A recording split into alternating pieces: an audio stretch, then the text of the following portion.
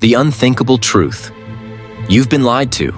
Not just once, not just by one brand, but by an entire industry. You see, for decades, companies spent billions making you believe that bottled water had to look pure.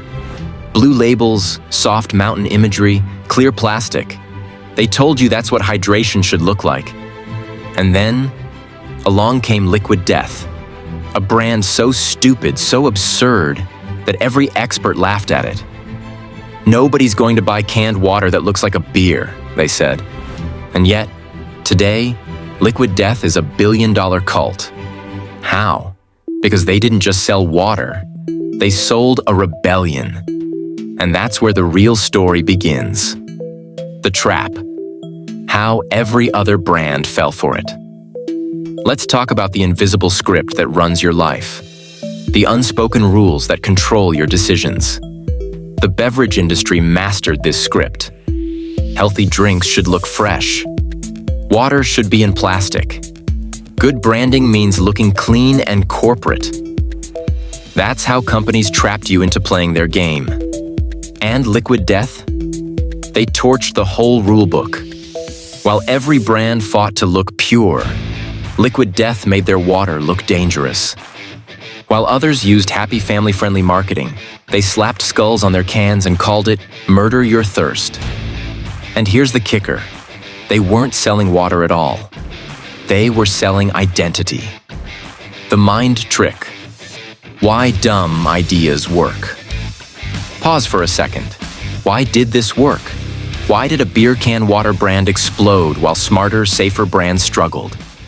The answer is hiding in psychology, the forbidden effect. Humans are wired to crave what's unconventional. What breaks patterns? When something doesn't fit the mold, we stop and pay attention. Think about it. What would you notice first in a supermarket? A generic blue-labeled water bottle, or a black and gold can that looks like it was smuggled out of a metal concert? Liquid Death knew this, and they weaponized it. They weren't competing in the water aisle. They were competing in your brain. Liquid Death's secret weapon. But here's where things take a darker turn. You might think their success is just good branding, but there's something much deeper at play. Liquid Death hacked into the most powerful marketing force of all time: tribal identity.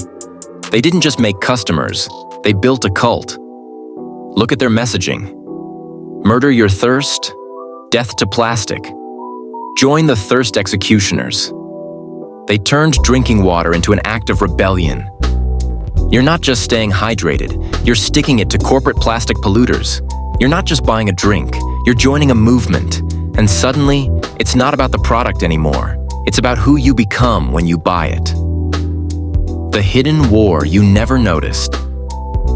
Now here's something you weren't supposed to know. Liquid Death isn't just playing with branding. They're waging war against everything you were conditioned to believe. Think about it. You were told water should look clean. They made it look aggressive. You were told healthy drinks should be marketed like wellness. They made it look like chaos. You were told you needed influencers and celebrities. They built an army of everyday people. And while other brands poured millions into convincing you they're eco-friendly, Liquid Death didn't ask you to believe them. They made you feel like part of a revolution. And that's why people tattoo their logo on their bodies. That's why their fans act like disciples.